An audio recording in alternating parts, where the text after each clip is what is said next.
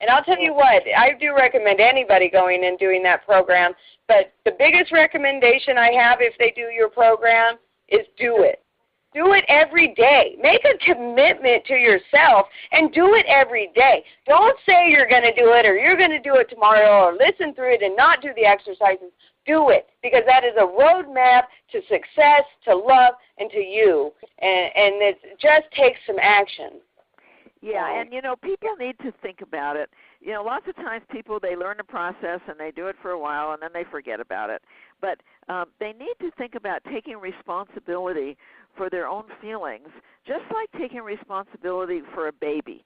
You know that if you have a baby, you don't just take care of that baby for a day or a week or a month. You know that, it's 24/7, and you're responsible for making sure that that baby feels happy and safe and nourished and loved. Well, it's the same thing with ourselves, to think about our feeling self like a baby or a child, and that we're responsible for those feelings. So many people, they see themselves as victims, where other people are making them miserable and other people are making them feel bad and other people are rejecting them and hurting them, and they don't realize how much self-abandonment goes on. Yes, That's really causing most of the pain. Yeah, and people, don't realize that it's actually not that hard to truly take responsibility for themselves. They think they can't do it. They think it's too hard. They think it's too hard to connect to a source of guidance that's always there for them, but it's not.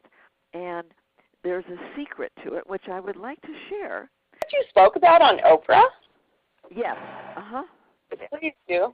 See, in the inner bonding process, there's only two intentions. One is the intention to protect against pain with some form of controlling behavior, and the other is the intention to learn about loving yourself so that you can share your love with others. And when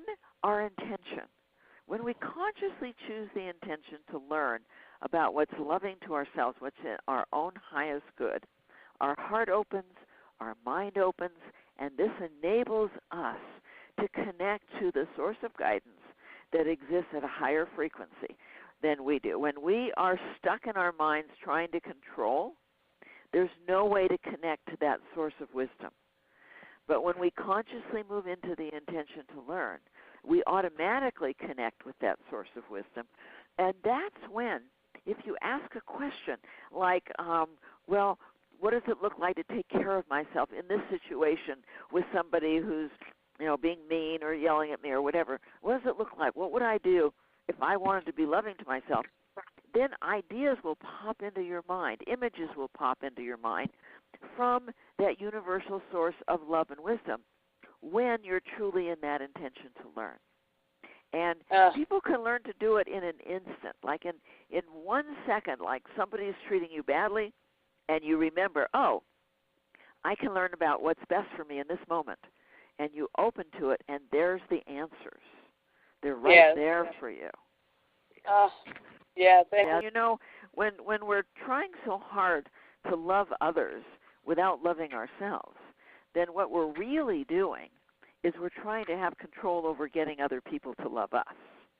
Right. I did that for years, being so good and so nice and so loving and thinking, oh, if only I would, act perfectly and be, so kind and loving that everybody else would love me. And of course, it doesn't work that way, because when you're trying to manipulate somebody else into loving you, what you're basically doing is you're abandoning yourself. You're telling yourself, well, I'm not worthy of love. I'm not going to love myself. I have to try and have control over getting somebody else to do it for me.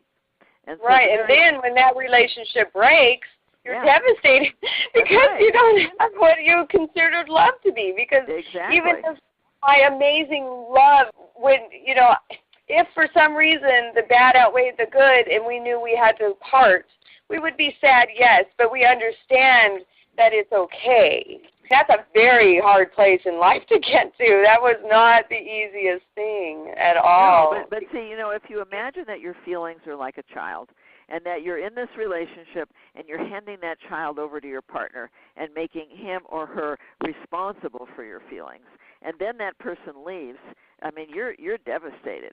But if the whole time you're in that relationship, you're the one holding that baby, you're the one taking responsibility for your feelings, then the person leaves. You might be sad, you might be lonely, but it's certainly not devastating.